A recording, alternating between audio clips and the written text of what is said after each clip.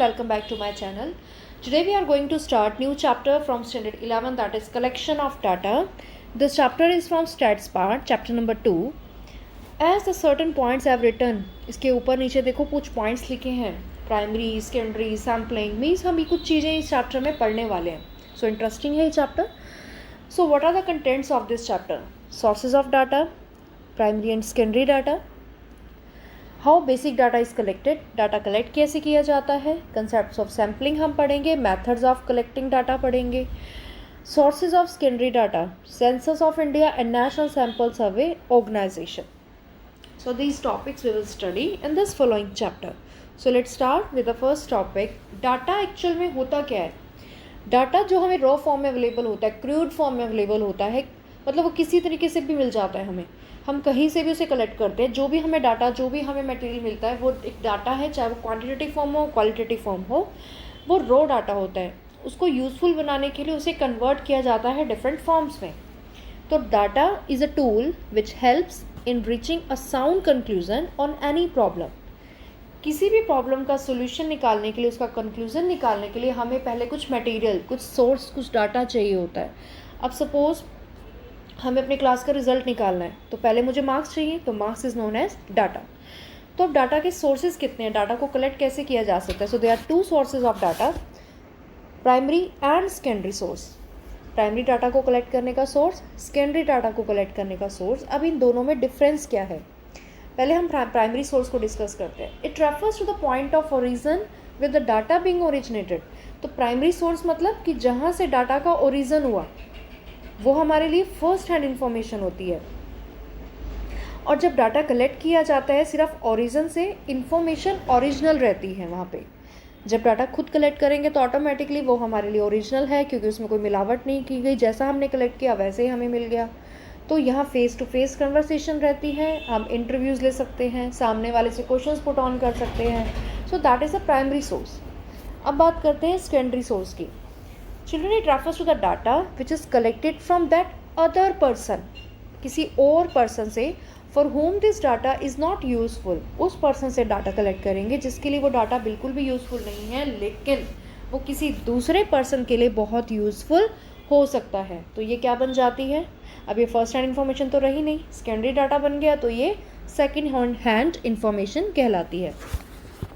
So when we are talking about second hand information, it means originality तो रहेगी ही नहीं, originality will disappears, वो ख़त्म हो गई यहाँ से. अब मूव करते हैं प्राइमरी और सेकेंडरी डाटा के डिफरेंस की. इन दोनों में क्या डिफरेंस है? So there are certain differences are discussed here. So let's start with the first point, collected from the origin. अभी बताया मैंने, प्राइमरी डाटा जो कि ओरिजिन से कलेक्ट किया गया, और सेकेंडरी डाटा अदर पर्सन से, अदर एजेंसी से कलेक्ट किया गया. प्राइमरी डाटा इन्वेस्टिगेटर खुद कलेक्ट करता है, यानी कि मुझे अगर इन्फॉर्मेशन चाहिए तो मैं इन्वेस्टिगेशन करूँगी, तो मैं इन्वेस्टिगेटर हूँ, खुद जाके डाटा कलेक्ट करूँगी, तो वो मेरे लिए फर्स्ट हैंड इन्फॉर्मेशन है. लेकिन secondary data is collected by the agencies. कौन कलेक्ट करेगा? एजेंसीज़. कोई और पर्सन कलेक्ट करेगा, मैंने किसी और को अफोर्ड किया है, किसी और को पैसे दे के काम करवा रही हूँ, तो वो मुझे जब इन्फॉर्मेशन ला के देगा पर्सन, तो वो मेरे लिए सेकेंड हैंड इन्फो बन जाएगी. ठीक है, क्या बन जाएगी वो हमारे लिए? सेकेंड हैंड इन्फॉर्मेशन, क्योंकि खुद कलेक्ट नहीं की, कोई और पर्सन ला के दे रहा है, तो it becomes second hand information. Now third difference, primary data are in the form of raw material. कि हमारे लिए क्या होता है? रॉ मटेरियल, क्रूड फॉर्म में होता है, जैसा कलेक्ट किया वैसे ही अवेलेबल हो गया. लेकिन सेकेंडरी डाटा छन के आता है, फॉर्म में आता है, किसी पर्टिकुलर फॉर्म में, दैट इज फिनिश्ड फॉर्म में आता है, कि जो हमें चाहिए सिर्फ वही मिलेगा, बाकी का कूड़ा हमें नहीं मिलने वाला. एक्स्ट्रा मटेरियल हमें नहीं चाहिए, तो मतलब अपने पास रखो. प्राइमरी डाटा थोड़ा सा एक्सपेंसिव है, क्योंकि खुद जाके कलेक्ट करेंगे, टाइम भी लगेगा, पैसा भी खर्च होगा. लेकिन सेकेंडरी डाटा क्योंकि किसी और को पैसे देके काम करवा रहे हैं, खुद का टाइम बचा, ठीक है, पैसा लग रहे हैं, तो इसलिए इकोनॉमिकल है थोड़ा, लेकिन पैसा कम लगेगा, खर्चा भी कम आएगा, क्योंकि टाइम भी कम लग रहा है, तो it is economical. Clear? It is economical. Fifth difference is primary data is more reliable. क्यों रिलायबल है? क्योंकि खुद कलेक्ट कर रहे हैं, तो इन्फॉर्मेशन बिल्कुल प्रॉपर मिलने वाली है, उस पर हम विश्वास कर सकते हैं, वो सुटेबल है, क्योंकि वो पर्टिकुलर पर्पस से रिलेटेड है. अब सेकेंडरी डाटा जब कलेक्ट करेंगे तो हो सकता है कि जब कोई और पर्सन कलेक्ट कर रहा है तो उसने किसी अदर अपने पर्पस से कलेक्ट किया गया होगा, लेकिन अब वो डाटा मुझे चाहिए तो मेरा पर्पस कुछ और रहेगा. अब उसने अपने पर्पस से किया, मुझे अपने पर्पस के लिए चाहिए, तो कहीं ना कहीं पर्पस ही चेंज हो गया. अब पर्पस ऑब्जेक्टिव चेंज हो गया, तो डाटा कहीं ना कहीं जो हमें एक्चुअल चाहिए चाहिए वो नहीं मिलेगा, कुछ एक्चुअल कुछ मिलेगा, मतलब अगर 100% चाहिए तो वो नहीं मिलेगा, 70 तक पहुँच मिल जाएगा शायद हमें, 30% फिर भी ओरिजिनल नहीं होगा, तो सुटेबल नहीं होगा, रिलायबल नहीं है, ओरिजिनलिटी ख़त्म हो गई, हमारे पर्पस से मैच नहीं है। Last point of this difference, no editing required. Primary data में किसी तरह की एडिटिंग रिक्वायर्ड नहीं है, मुझे जैसा डाटा मिला मैं वैसा ही यूज़ करूँगी, मुझे उसमें कुछ एडिटिंग करने की जरूरत नहीं है, कुछ फॉल्स रिकमेंडेशंस नहीं दिखाऊंगी। लेकिन सेकेंडरी डाटा में एडिटिंग बहुत ज़रूरी है, क्योंकि कोई और कलेक्ट कर रहा है, अपने पर्पज़ के लिए कर रहा है, जब मुझे देगा तो कुछ ना कुछ गड़बड़ घोटाला करके देगा, कुछ कटवट करके देगा कि आपको जो चाहिए बस वही मिलेगा, बाकी वो ऑलरेडी उसमें से डिडक्ट कर देगा, वो हमें मटेरियल प्रोवाइड करेगा ही नहीं। सो that is a difference between primary and secondary data. These 6 differences are clear, children, and from these differences question can be asked for 3 or 4 marks, so you have 6 differences, one extra point you can make of yourself also, actual points I dictated you. Now how basic data is collected, data collect कैसे किया जाता है, surveys के through हम data कैसे collect करते हैं, अभी डाटा मैंने बताया आपको। तो सर्वे क्या है, बेसिक डाटा जो है हमारा कलेक्ट किया जाता है वो सर्वेज के थ्रू किया जाता है। सर्वे एक मेथड है इंफॉर्मेशन कलेक्ट करने का डिफरेंट इंडिविजुअल पर्सन से, ठीक है, clear this survey.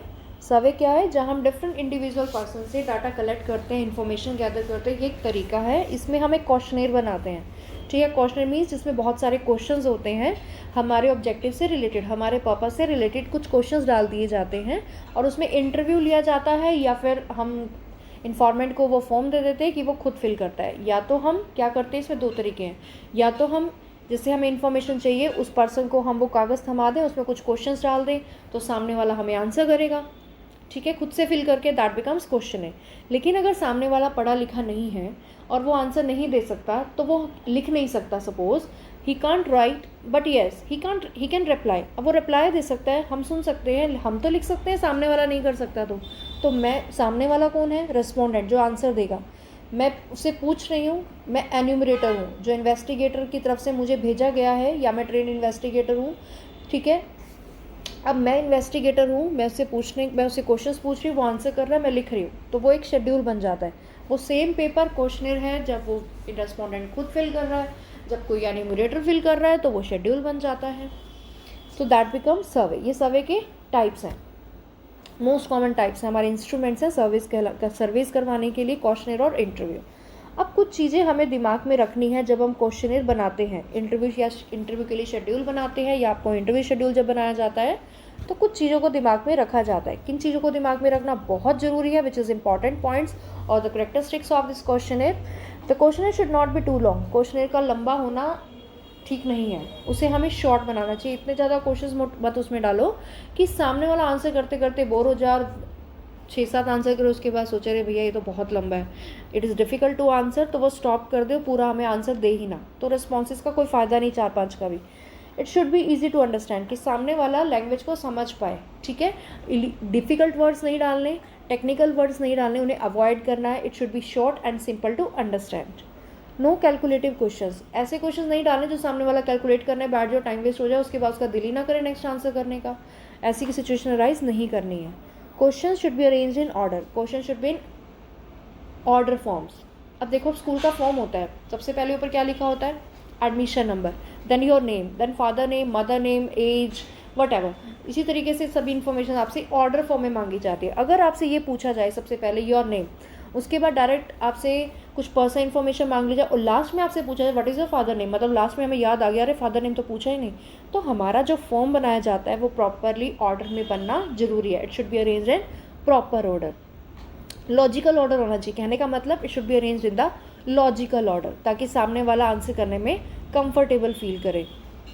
Next is question should move from general to specific. General means पहले कुछ जनरल सी ईजी सी चीज़ें पूछो, जैसे हमने फॉर्म में name, father name, mother name, age, कौन सी क्लास में एडमिशन लेना, ये सब पूछा। उसके बाद स्पेसिफिक पर्पस पे आओ कि भैया आप लेना क्या चाह रहे हो, आर्ट्स लेना चाह रहे हो, कॉमर्स लेना चाह रहे हो, क्या लेना चाह रहे हो। अब स्पेसिफिक आ गया एडमिशन लेना या नहीं लेना, तो स्पेसिफिक चीज़ों पे हम बाद में मूव ऑन करते हैं, पहले हमें कुछ जनरल से कंसेप्ट उनसे पूछने होते हैं। नेक्स्ट है the question should not B ambiguous. Ambiguous means they should enable the respondents, ताकि सामने वाला आंसर जल्दी से करे, सही करे, सामने वाले को समझ में भी आए। ऐसा नहीं है कि वो टाइम वेस्टेज हो हमारे लिए। Next point is the question should not use double negatives. Double negatives example लेते हैं। अगर मैंने क्वेश्चन पूछा don't you think smoking should be prohibited, मतलब मैंने क्या पूछ लिया, डोंट यू थिंक, क्या तुम नहीं, मतलब तुम नहीं समझ रहे कि स्मोकिंग जो है वो प्रोहिबिट होनी चाहिए, डोंट यू थिंक, तुम नहीं सोचते ऐसा। मतलब पहले से हम नेगेटिविटी शो कर रहे हैं, मतलब क्वेश्चन ऐसे पुट नहीं करने कि हम नेगेटिविटी शो कर रहे हैं, पॉजिटिवली पूछो। ऐसे इस तरीके से पूछो तो बेटर है। Do you think smoking should be prohibited, क्या तुम्हें लगता है कि हमें स्मोकिंग नहीं करनी चाहिए, उसे प्रोहिबिट करना चाहिए। अगर हम डोंट लगा रहे हैं तो नेगेटिविटी को शो कर रहा है, मतलब सामने वाले से पूछ नहीं रहे हैं, हम उसे बता रहे हैं कि भैया ये बायसनेस है आपके रिस्पॉन्सेज में। Next point is the question should not be a leading question. Leading means कि हमें उसका क्ल्यू नहीं देना है सामने वाले को, कि आप पहले ही उसको जो पूछ रहे हो उसका आंसर भी खुद ही दे रहे हो। फॉर एग्जाम्पल, आपने क्वेश्चन किया सामने वाले से, how do you like the flavour of this high quality coffee. मतलब खुद ही बता रहे हो कि तुम्हें पहले तो पूछना चाह रहे हो कि फ्लेवर कैसा है, दूसरा तुम उसे खुद ही बता रहे हो कि भैया ये हाई क्वालिटी की कॉफ़ी है, आंसर हाई क्वालिटी वाला ही देना। मतलब आप उसको लीड कर रहे हो खुद ही कि आप मुझे ये आंसर देना कि मेरी कॉफ़ी का जो फ्लेवर है बहुत बढ़िया हाई क्वालिटी की कॉफ़ी आपने दी है। सामने वाला खुद आंसर देगा ना कि लो क्वालिटी है हाई क्वालिटी की है। तो हमें क्वेश्चन कैसे पूछना चाहिए, how do you like the flavour of this coffee, of this cold drink, what ever. Clear. The next is abbreviations should be avoided. हमें कभी भी एब्रीवेशन शॉर्ट फॉर्म्स यूज़ नहीं करनी चाहिए। फॉर एग्जाम्पल, हम लिख देते हैं गवर्नमेंट को GOVT डॉट, तो दैट इज़ रॉन्ग। एंड के लिए हम इस तरीके से सिम्बल्स यूज़ कर लेते हैं, दैट इज़ रॉन्ग। हम इस तरीके से सिम्बल्स को यूज़ नहीं करेंगे। स्कूल के लिए हमने शॉर्ट फॉर्म में लिख दिया SCH, that is school. No no no, we will write the full form of all the words, not abbreviations. Abbreviations will be avoided in these forms, क्योंकि सामने वाला अगर समझ नहीं पाया तो वो आंसर नहीं देगा, वो इंटरेस्ट नहीं दिखाएगा, वो इसको अवॉइड करेगा, उससे दूर भागेगा, तो हमारे लिए वो प्रॉब्लम है। Now what are the modes और methods of data collection. Data को कलेक्ट कैसे किया जाएगा, what are the modes. First one is person interviews. Person interviews means face to face contact, कि सामने वाले से हम खुद क्वेश्चन पूछ रहे हैं, रेस्पॉन्डेंट खुद आंसर दे रहा है, तो उसका फ़ायदा ये होता है कि हमें पता रहता है कि कोई मिसअंडरस्टैंडिंग नहीं हो रही है, सामने वाला करेक्ट आंसर देगा। अगर उसे कुछ समझ नहीं आ रहा तो हम समझा सकते हैं, उसकी हेल्प कर सकते हैं, अपने क्वेश्चंस को मॉड्यूल उसमें चेंजेस कर सकते हैं, उसमें उनको समझा सकते हैं, लैंग्वेज चेंज कर सकते हैं। लेकिन उसके डिसएडवांटेज भी है कि ये सिस्टम थोड़ा महंगा पड़ता है, क्योंकि एक से एक डिफरेंट पर्सन्स के पास खुद जाना, उनका सर्वे करना, उनसे इन्फॉर्मेशन लेना, it will take much time. और हमारा कई बार ये भी होता है कि सामने वाला कुछ ऐसी लैंग्वेज यूज़ करे कि हमें अच्छी ना लगे।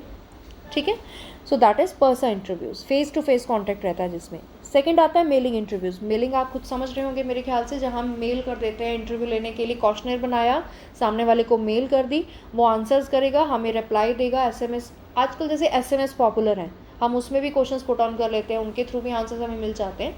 अब इसकी भी एडवांटेज डिसएडवांटेज है। ये मेथड थोड़ा सस्ता हो गया। अब आप किसी को फ़ोन के थ्रू क्वेश्चंस पूछ रहे हो, या मेल्स भेज रहे हो, या SMS भेज रहे हो, एक टाइम पे आप बहुत से लोगों को अपना क्वेश्चन भेज देते हो, अपना क्वेश्चन सेंड आउट कर सकते हो, अपनी इंक्वायरी पुट ऑन कर सकते हो। बहुत से लोगों को एक साथ मैसेज जाते हैं हम लोगों के, तो थोड़ा सस्ता पड़ जाता है।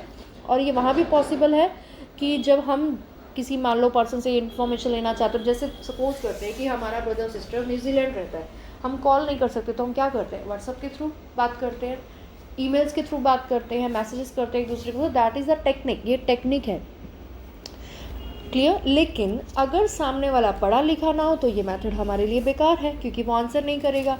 और सामने वाला अगर क्वेश्चन सही नहीं लगेंगे, लैंग्वेज डिफ़िकल्ट होगी, तो वो आंसर नहीं करेगा, क्योंकि वो इंटरेस्ट नहीं दिखाएगा। तो हर चीज़ के प्रोस एंड कॉन्स होते हैं, उसी तरीके से इस मेथड की भी मेरिट्स और डीमेरिट्स हमारे सामने हैं। थर्ड है हमारा telephonic interviews. Telephonic interviews means कि जहाँ हम सामने वाले से बात करना चाह रहे हैं, तो हम उसे कॉल कर रहे हैं, टेलीफोन कर रहे हैं और क्वेश्चंस पूछ रहे हैं, सामने वाला आंसर कर रहा है। So it is a telephonic interview जहाँ investigator will ask questions over the telephone and the respondent will give answers. अब इसकी भी कुछ एडवांटेज, ये सस्ता हो गया क्योंकि पर्सन इंटरव्यूज़ लिया जा रहा है, कुछ छोटे टाइम के लिए लिया जाता है। हम फ़ोन पे लंबे लंबे इंटरव्यूज़ नहीं लेंगे, थोड़ी बहुत इन्फॉर्मेशन जानना चाहेंगे मेन, तो छोटा इंटरव्यू रहेगा। ठीक, सामने वाला हमें खुद से आंसर भी कर पाएगा, क्योंकि अगर उसे समझ नहीं आया तो हम अपनी लैंग्वेज को चेंज कर सकते हैं। तो ये बेटर है जहाँ रिस्पोंडेंट ईजिली आंसर कर सकता है, तो पर्सन इंटरव्यूज़ पॉसिबल हैं टेलीफोनिक इंटरव्यूज़ में। अब इसके डिसएडवांटेज क्या है, हम सामने वाले का रिएक्शन नहीं समझ पाते। अब हम किसी से बात कर रहे हैं, वो हमें आंसर दे रहा है, लेकिन हो सकता है पीछे से गंदे गंदे मुंह बना रहा हूँ।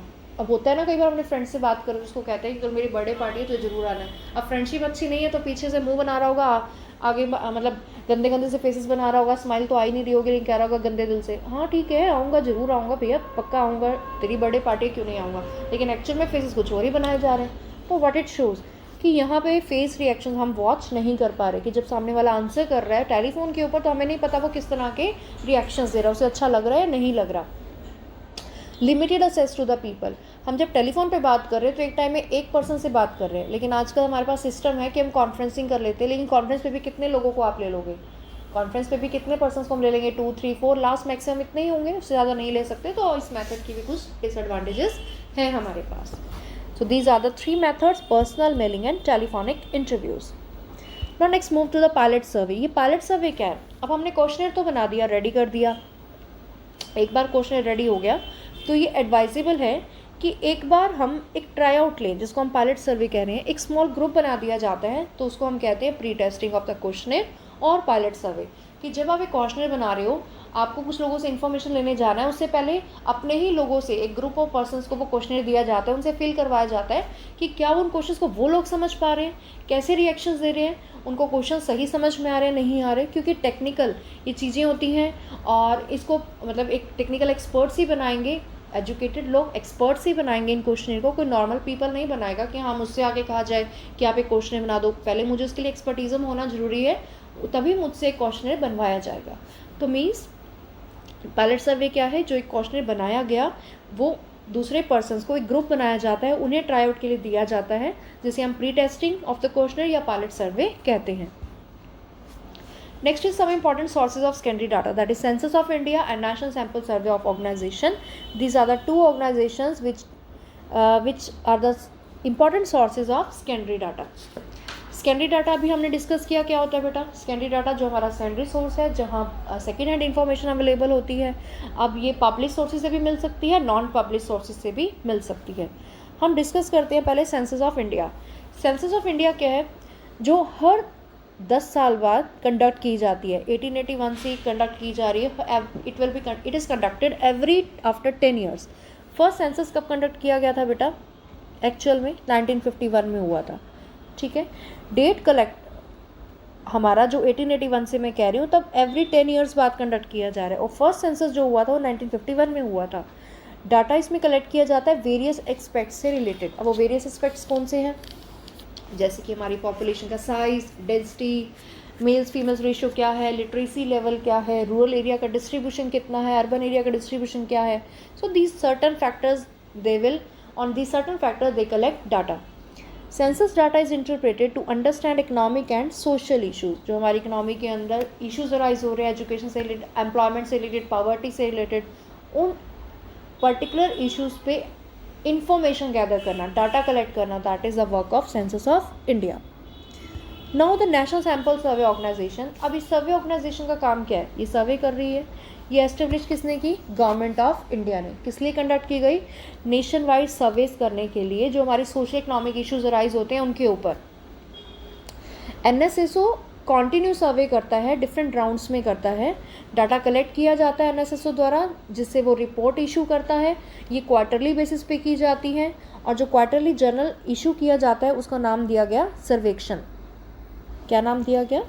सर्वेक्षण, ठीक है, सर्वेक्षण। It provides periodic estimates of literacy. किसके ऊपर पीरियोडिक एस्टिमेट्स दे रहा है? Literacy, school enrolment, educational services, employment, unemployment, manufacturing, हमारा service sector, maternity rate, child care, different sectors के ऊपर ये हमें डाटा प्रोवाइड कर रहा है। NSSO का 68 राउंड जो सर्वे हुआ वो कंज्यूमर एक्सपेंडिचर के ऊपर हुआ। किसके ऊपर हुआ? कंज्यूमर एक्सपेंडिचर के ऊपर सर्वे किया गया था 68 राउंड के अंदर, ठीक है।